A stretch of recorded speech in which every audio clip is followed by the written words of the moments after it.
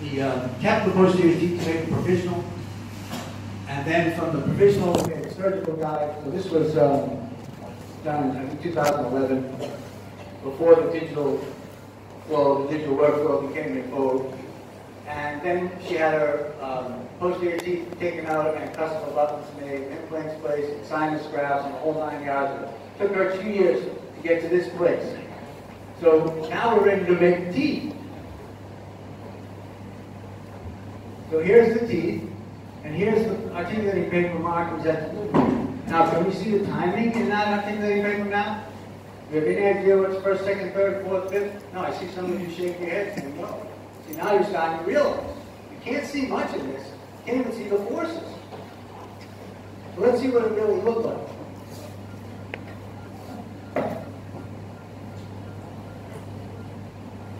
So the anterior right is too early, the right posterior is too early, the left side is late, and there's a slight overload on the last implant. The 3 implants are under warning. Now, when you go back to this picture, do you see any of that?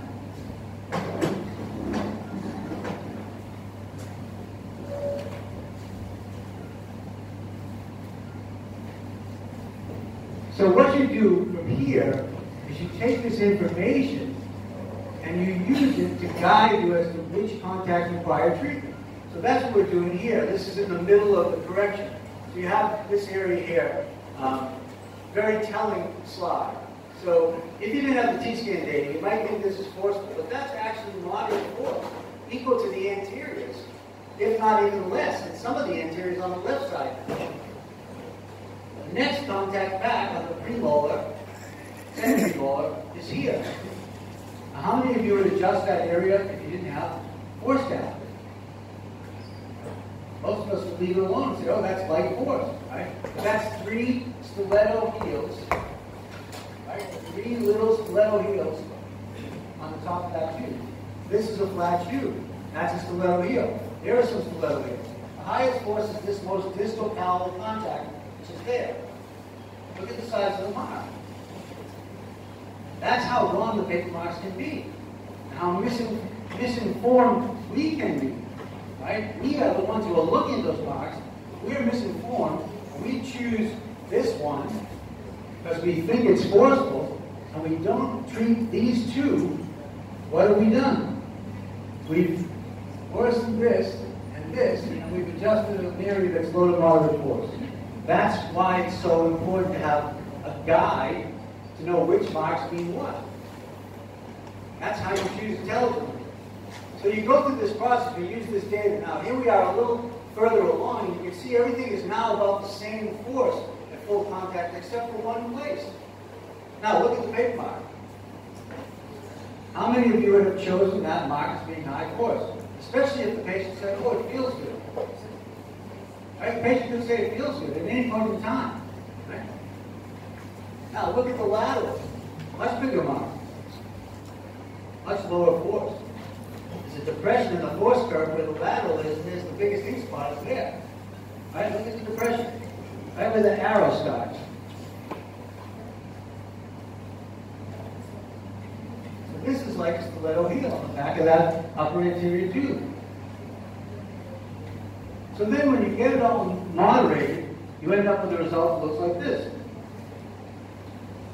So you see everything is pretty similar, the anterior lobes and then the posterior lobes. And the force summation travels to the left because there are more teeth on the left than there are on the right. So the arch is longer. This has more total force than this because it has more total teeth.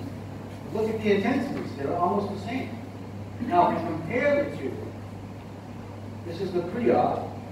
Too early on the front, too early on the right, very forceful. Late on the left, but very forceful. Uniform on the front, and similar loading in the back. That's what you're after. That's how you send the patient home. And that's the delivery visit. So the Tscan is a huge advantage at delivery of anything you're doing. Any prosthesis. It doesn't have to be implants. It can be a denture. It can be a partial denture. It can be crowns. Same principles, although you don't really want a time delay. You'd like to be a little more simultaneous. You can see the time delay You watch this play again. You see the anterior load, now the posterior load. That's the time delay. It's about 2/10 of a second. Can we see 2/10 of a second with our eye? Anybody in the room can see 2/10 of a second with your eye? You know who can see 2/10 of a second? Ever watch the swimmers in the Olympics? And they show you at the end of the race, they show you the underwater camera, and you see the hands touch the wall, and the clock goes like this, and they're all separated by thousands of a second, and they determine who wins. That's because computers can see 2/10 of a second. We can't see 2/10 of a second. Same idea with the team. Same idea.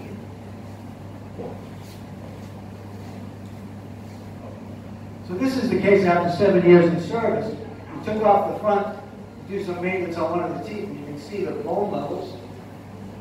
This is X-ray isn't so good, but you can see the bone levels. That's 7 years in service. No fractures. Now, you can't see the occlusal surface, right? But neither can we see the forces. Now, one of the great things that we do with the Tscan is when a patient comes back for recall, we rescan them. And we fix subtle things that are incorrect, like a place that's too forceful or a place that's too early. It takes all of 10 minutes. And what it does is it maintains the prosthesis. Right? It's another way of maintaining the prosthesis. Just cleaning the gum tissue isn't all the maintenance of prosthesis needs. Force management is needed long term. And you can see with force management, you get great bone preservation. Here's another case. This is a little different. I actually showed you this case earlier, not the clinical view. I showed you the Tscan data. So this is a, fairly worn-out dentition, needs rehabilitative dentistry. It's had some dentistry done at times, and so the dentist is going to rebuild it. And this is the same view as that, the open view. Porcelain is beautiful. Right? The art form is beautiful. Here's the MIP. What do we know? You know the teeth hit. Right, we know everything touches. At least we think everything touches.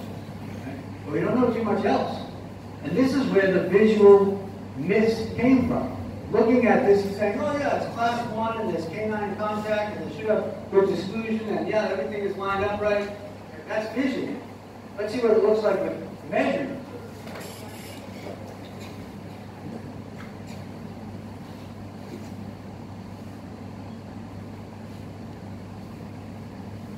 Two implants around the morning. The imbalance is 76 to 24. Installed that way. Right? How did I get to see this case? Dentists had me come to their office to teach them how to use the Tscan. And they said the patient was having trouble ever since they got their fancy rehabilitation done. And they wanted to see what the Tscan would show. So this was our first patient. This was our first recording. 76 to 24. That's how it was installed. That's how misleading the visual cues can be. And of course, you see how much pressure there is. But that's not the only problem. Look at the right excursion. In the right excursion, the left side blocks the right side. Look at how long it takes those teeth to lose force. Ultimately, the anterior guidance does take over. But there was a long period of prolonged high force here. And then if we look at the left excursion, this is very important. These are the things only the Tscan can pick up. So here's the patient trying to bite down. This is total force.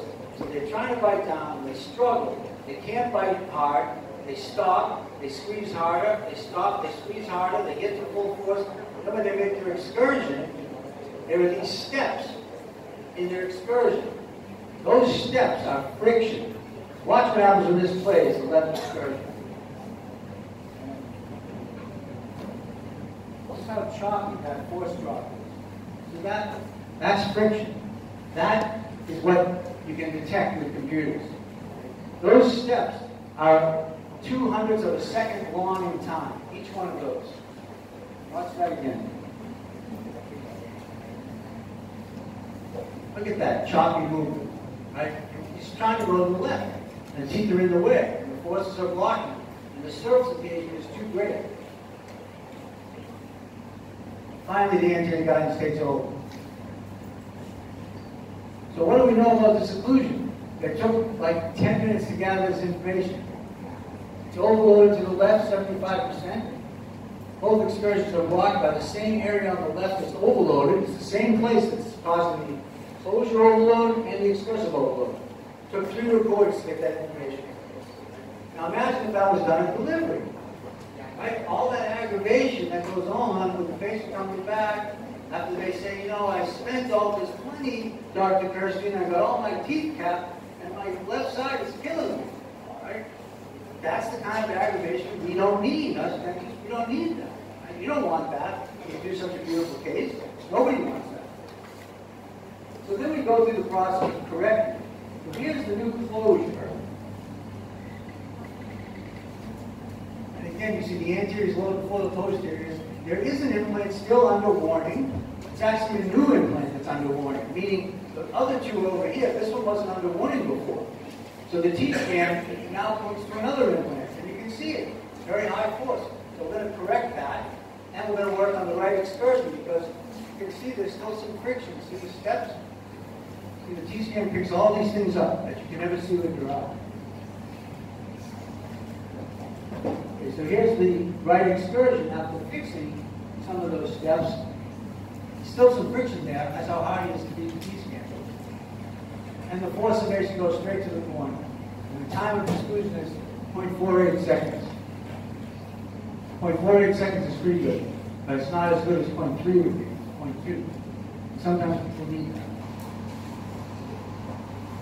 Now this is the left movement. Now you see in the left movement there's no longer, there's a little bit of a step there, but not like before. This is the closure before the excursion. So after dealing with the implant that was overloaded, now the force is balanced. Right? Center of force comes down the middle. Remember, that's the construction level. It's right down the middle. And then the excursion, see the teeth sort of just kind of disappear posteriorly. You don't see that static drop you saw before. So that's how the case could have been delivered. And that's what the Tscan offers you at any time you have a delivery. Right? As soon as we put the case in, we know that it was 75% imbalance. We know that the left side is holding up both excursions. We know that instantaneously because that's what happened when we did the work that day in the dentist's office. Right? So I've been using the Tscan to put in prosthetic dentistry for years and years and years. And it's interesting. The biggest problem that I see coming into my office is patients saying, I had some crowns made, I had some fillings done 3 years ago, 2 years ago, and people were grinding on my teeth ever since then, and now I have TMJ. Right? So they had dentistry done, they tried to get it fixed by people trying to adjust randomly using crazy marks. Right? That's what they had to use, obviously. And now, 2 years later, 3 years later, they have TMJ and they're getting worse. Right? That's what comes into my office. Now, I'm a prosthodontist. I'm making teeth all the time. I'm not sending my patients out to get their bite adjusted. I'm using the Tscan. Right? So these kinds of issues come into my practice. Right? In my own practice, they get resolved at delivery. That's the beauty of having it. Now compare the before and afters. 75-25. 53 to 47. Low force everywhere. Extreme overload. 2 implants under warning. Can you see any of that in this picture? That's what you have to ask yourself. This is the illusion of occlusion. Visually, there's no information there. Visually, it's very misleading. That's why we have such trouble. That's why occlusion challenges us all. Because it looks good. And I don't mean this porcelain, I mean the light looks good. But unless you can measure between the teeth, you can't see the problems that exist. So, you ever wonder when you send your patients home, are your implants overloaded? Are your implants that are separated from teeth being protected by those teeth? Are they delayed from loading? Are there any shear forces on your implants? That left excursion with all those steps, that's shear stress. That's what causes bone loss and fractures. And do your anterior teeth actually exclude your posterior teeth? you go back and look at this picture, these anterior teeth should exclude those posterior teeth, right? They overlap. They should have canine guides, but they don't, unless it gets managed. Again, visual cues are not measurable cues. So one of the nice things about the Tscan is that it integrates with other technologies. I'm going to show you a couple of examples. This is a digital scan. This is a digital scanner.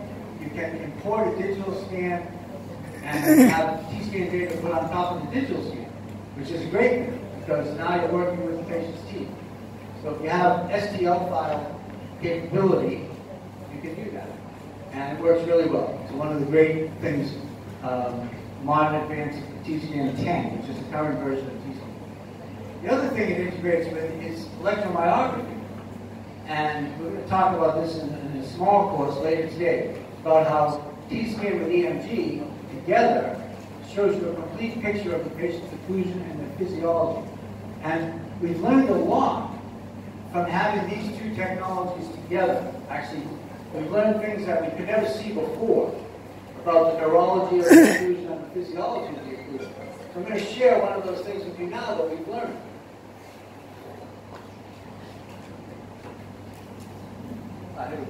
Well, this is an interim slide. This is all, not all, but much of the research that we've been doing about occlusion and TMD. And the Tscan EMG together is how we study this physiology. And that's why we know that the occlusion and TMD are related, that the primary cause of TMD is the occlusion. Remember, I said that was one of the myths. Okay? So this is another myth that's actually been dispelled by the Tscan EMG. Remember, this is something you all have been taught, that balancing side implants is supposed to be the biggest problem contacts. Well, they're actually not the biggest problem contacts. Working side group function contacts are the biggest problem contacts. Now, wait a minute. Isn't that supposed to be good? Working side group function? It's supposed to distribute stress across the teeth, right? You've all heard that. That's what we teach you. That's what our education tells us, right? Distribute forces across many teeth. Well, the reason they're the worst contacts is because they make the most muscle activity when those teeth come together. Much more so than the balancing contacts do. Much more so. I'm going to show you an example of that. So this is the Tscan EMG together. So it's a little complicated, so I'm going to explain it to you. And then I'll show you a live version. So when we study Tscan EMG together, we always put the arches in quadrants. We divide the arch at the distal of the canine. What we get is a working side guidance quadrant in red, a working side posterior quadrant in blue, balancing quadrant in orange, in a right excursion. And this is a right excursion. So if you look down here, patient bites down, holds the teeth together, slides to the right here at line C. You see the blue quadrant is very active. That's working side group function. The red quadrant is trying to exclude the posterior, but it can't do it because the blue quadrant is very active. And the orange quadrant, which is the balancing side, is barely involved. I thought the balancing side was the problem contact. Right? Look at the working side. It's completely involved in this class 1 patient. Now, you come over here. At A, the patient bites down. At B, they reach full contact. They hold their teeth together from B to C, and MIP. At C, they go to the right. So here they make their excursion. With the working side group function contacts, look at all this muscle activity they're making. Right? That's what causes TMD. That's where TMD comes from. Not from the balancing side, it comes from the working side. Now look at it when we fix that, and when the red quadrant takes over in half a second and the blue quadrant isn't active, look at all the muscle activity disappear. This is the same patient on the same day by changing the disclusion time, which is something that we'll give you a course about here later today. Changing the disclusion time would be very long, where the group function is very prolonged, where the group function is barely involved, muscle activity goes away. But notice in the pre-op, the balancing side is not really a factor. The main factor is the working side. So there's one of those myths being dispelled by the Tscan EMG. So that's the same day, before and after.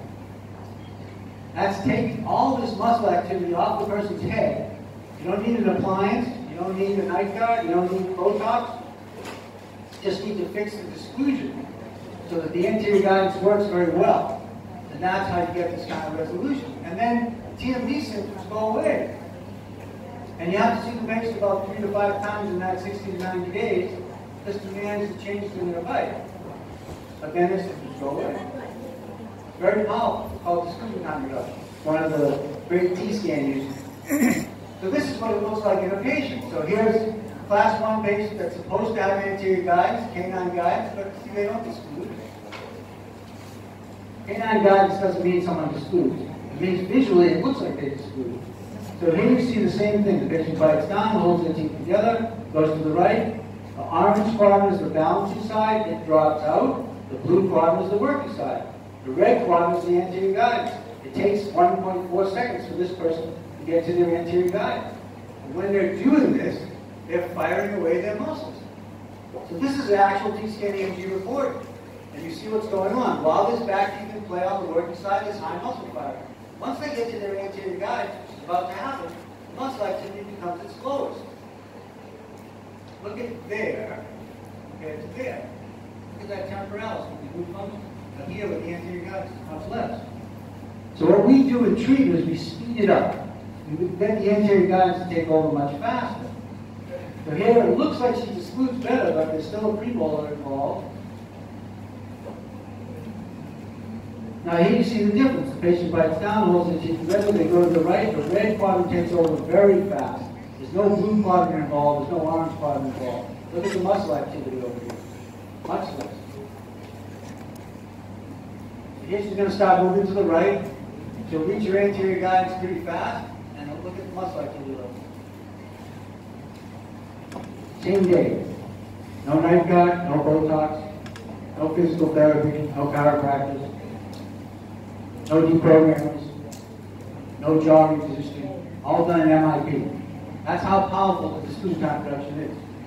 And that's something we're teaching later on today in a smaller course. But that's just to give you an idea of how potent the Tscan information is, especially the timing. Because what we changed from here, this is 1.4 seconds of disclusion, and this is 0.3 seconds of disclusion. We changed it by 9/10 of a second. Or 11 tenths, 1.1 second. I guess 1.1 second. Can we see 1.1 second with our eye? Can we see 3/10 of a second with our eye? We can't. Right? Same problem with force. We can't see force, we can't see time. So, as far as this lecture, it's coming to an end. My time is running. I only have 5 minutes. So what the Tscan helps you with implants and prosthetic dentistry, which is really the crux of this lecture about complications, is really controlling your occlusal force outcomes. You take the prosthesis at delivery, you get everything to hit, and then you measure with the Tscan. Then you see what's wrong. Here we have 5 or 6 different places that have to be adjusted. And we map the arch to fit the patient, which is a skill that Tscan user learns, how to set the arch up correctly, which is very important, so that this contact matches this contact. For example, you see this is on the mesial buccal, that's on the mesial buccal. That's how we match it. And then we know which contacts to treat. Then we adjust those over a series of corrections where you make a moving between adjustments. So you do it sequentially, and you end up with something like this. Low force profile, no implant warnings. And of course, you can't see that information in this medium, good or bad. Right? All you can see in this medium is the size of the contact. That's all you can see. And if you want to see bigger contacts, use thicker paper. But I'll tell you something about using thicker paper. If you use thicker paper, you just get bigger marks, grind more stuff away that isn't occlusal contact. Right? The thicker the paper, the bigger the marks. That's been studied. Not the more force. The thicker the paper, the bigger the marks, not the bigger the force. So what happens when you use thick paper is you grind away a lot of things that you don't have to grind away. And you're much better off using thin paper, 20 microns. And you only grind away what's really there. Thin paper has been shown in studies to reduce the number of false positives, which is marks that aren't contact. Right? So thin paper is a huge advantage. And you can use the Tscan with any prosthesis. And a night guard. If you want to deliver night guards, you can do a better job of using with the Tscan. Right? Anything you want to deliver occlusally, put the sensor in there between the teeth, you're going to get better results. So the point of this lecture was to open your minds to the idea that there is a way to close the loop on case finishing with predictability, so that even though we have our thoughts and our myths in the back of our head about how accurate carbon paper is, you have to realize it isn't accurate. You need data. You need something that measures force, time, and pressure. Otherwise, you're just basically guessing at ink spots. And we showed you we're guessing badly at the ink spots. So who's the loser when we guess badly at the ink spots? The patient is the loser because their 3 new crowns don't get adjusted correctly and they keep coming back. And every time they come back, we are the loser. Right? We can't charge them extra visits worth of time to grind more on their teeth, right? And sometimes we grind and it doesn't resolve the problem. They're like, I think it's better. Maybe it's better. And they go home and 10 days later their name is in the schedule again, right? And we got to grind some more. We're not resolving their problem. We're just grinding. And we're grinding badly because we're using a medium that doesn't measure force, time, pressure. I really want you to think about that.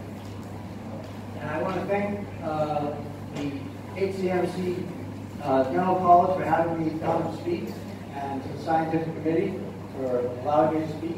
And I'm grateful for the opportunity, and I hope it was helpful. And I believe I'm supposed to take questions. I don't know if I am or not.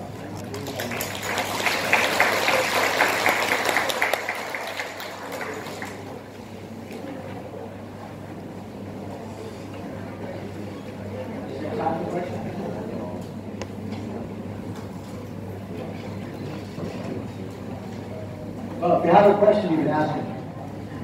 Yes.